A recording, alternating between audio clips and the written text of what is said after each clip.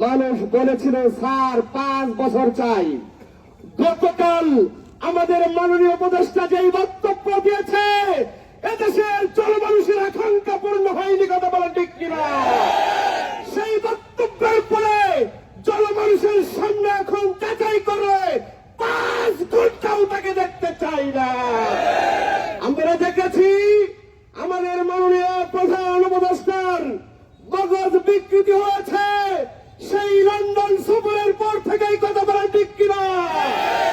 এদেশে মাননীয় প্রধান উপদেষ্টা যদি জনমানুষের আকাঙ্ক্ষা বুঝতে ব্যর্থ হয়, আর যদি গৃহযুদ্ধ শুরু হয়, যদি জাতীয় নির্বাচনের আগে গণভোট না দেওয়া হয়, গৃহযুদ্ধ নয়, প্রয়োজনের একটি যুদ্ধ করা হবে। তবু আমাদের দাবি আদায় করেই ছাড়বো। যতক্ষণ গণভোট না হবে বাংলাদেশে, ততক্ষণ পর্যন্ত 8 দলের নেতৃবৃন্দ আছে, সেই জুলাই যুদ্ধ রয়েছে, এদেশে জাতীয় নির্বাচন প্রতিষ্ঠিত হতে দেওয়া হবে না। গতকাল জাতির উদ্দেশ্যে দেওয়া ভাষণের মাধ্যমে প্রধান উপদেষ্টা যে বক্তব্য দিয়েছেন, সেই বক্তব্যকে জাতিকে তিনি হতাশ করে দিয়েছেন।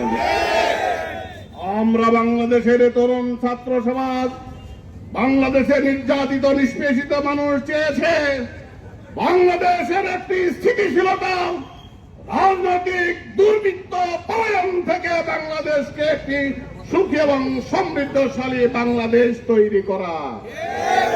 আর সেই জন্যই আমরা জুলাই সনদের বাস্তবায়নের অংশ হিসেবে গণভোটের মাধ্যমে যেই জুলাই সনদের পক্ষে জনগণের মতামত নেওয়ার দাবি সমমনা 8টি দলের পক্ষ থেকে আমরা জানিয়েছি।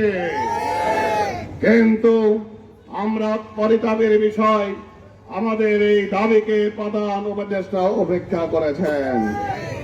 আমরা পরিষ্কার করে বলতে চাই, কোন দলের কাছে নথি স্বীকার করে যদি কোন ভোট অনুষ্ঠান করা থেকে আপনি পৃথক তারিখ ঘোষণা না করেন, তাহলে তার পরিণতি আপনাদেরকেও ভোগ করতে হবে। আমরা পরিষ্কার করে বলতে চাই, এই 2006 রক্তকে আমরাও বৃথা যেতে দিতে পারি না। এই শহীদের সাথে বেইমানি করার মতো কোনো কাজ আমরা করতে দিতে পারি না। কাজে আগামী দিনের সমৃদ্ধ বাংলাদেশ নির্ভর করছে গণভোটের উপর।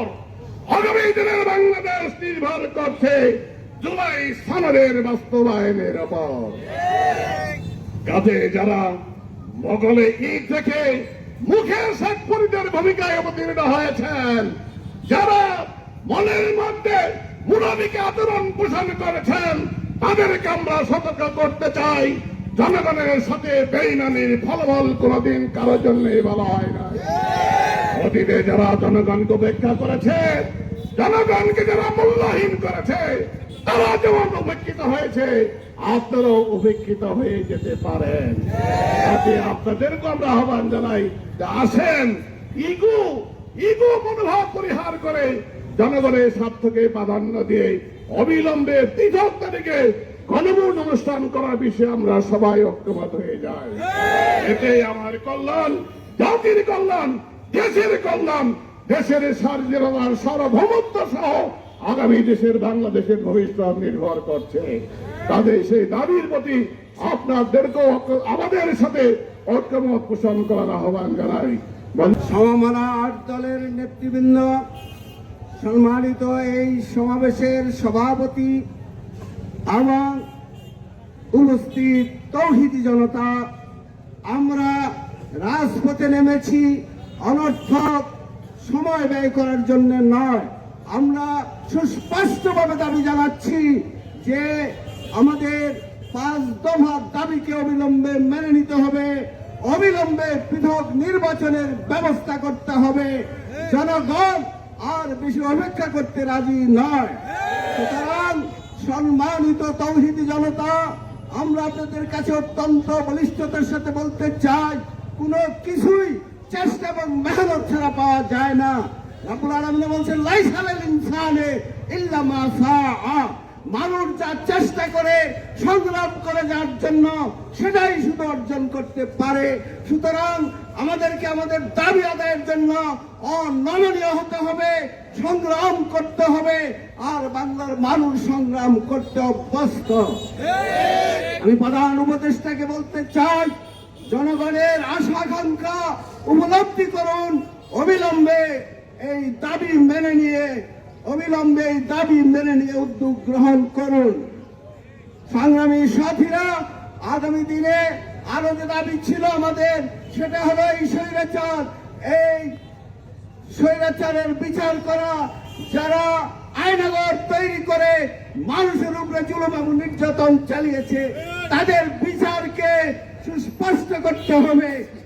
সুতরাং আমরা জনগণের এই দাবি উপেক্ষা না করে আমরা অবিলম্বে প্রধান উপদেষ্টার কাছে এই আবেদন জানাচ্ছি, অবিলম্বে আমাদের দাবি, জনগণের দাবি, 18 কোটি মানুষের দাবিকে মেনে নিন।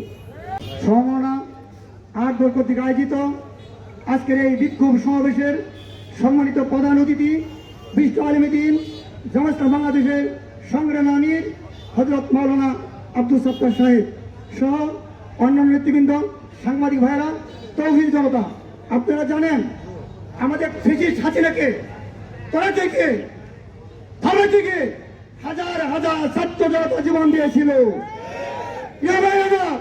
এই জীবনের বিনিময়ে, রক্তের বিনিময়ে এই পশ্চিম বাংলা থেকে, পশ্চিম থেকে আসেছেন ডক্টর ইউনূস সাহেব।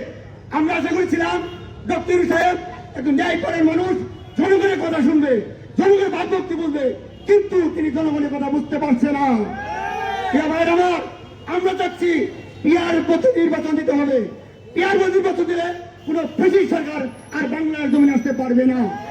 আমরা চেয়েছিলাম খুনি হাসিনা আইনাগর বানিয়ে হাজার হাজার মানুষ হত্যা করেছে, গণ অভ্যুত্থানে হাজার হাজার মানুষকে শহীদ করেছে, এই খুনি হাসিনার বিচার করতে হবে। আজ পর্যন্ত খুনি হাসিনার বিচার করতে পারে নাই। অনতিবিলম্বে খুনি হাসিনা সহ যত দূষণ আছে সকলের বিচার দৃশ্যমান করতে হবে। আমরা চেয়েছি এই জুলাই সনদকে আইনি বাস্তবায়ন করতে হবে। গণভোটের বিকল্প নাই। এই গণভোট আমরা চেয়েছি পৃথক, এই গণভোট আমরা পৃথক করবো। সারা বাংলার মানুষ মন উদার করে বাংলাদেশের পক্ষে, জুলাই সনদের পক্ষে মানুষ হাত করতে দেবে ইনশাআল্লাহ। কিন্তু এই গণভোটকে নষ্ট করার জন্য একসাথে নির্বাচন এবং গণভোট আমরা একদল মানি না। বিলম্বে নির্বাচন আগে, জাতীয় নির্বাচন আগে আমাদের পৃথক হবে গণভোট দিতে হবে। বাংলার কমিউনিটা 8 লক্ষ জোট, 8 সমমনা জোট কিভাবে আদায় করতে হয় আমরা সে আদায় করে ছাড়বো ইনশাআল্লাহ। এই আশা ব্যক্ত করে আগত সকলকে ধন্যবাদ জানিয়ে, সাংবাদিক ভাই, পুলিশ ভাই, আমার কর্মী জনতা সকলকে ধন্যবাদ জানিয়ে আগামী দিনে বাংলাদেশের সুষ্ঠু নিরপেক্ষ একটি নির্বাচনের দাবি করে আমি শেষ করছি। আসসালামু আলাইকুম ওয়া রাহমাতুল্লাহি ওয়া বারাকাতুহু।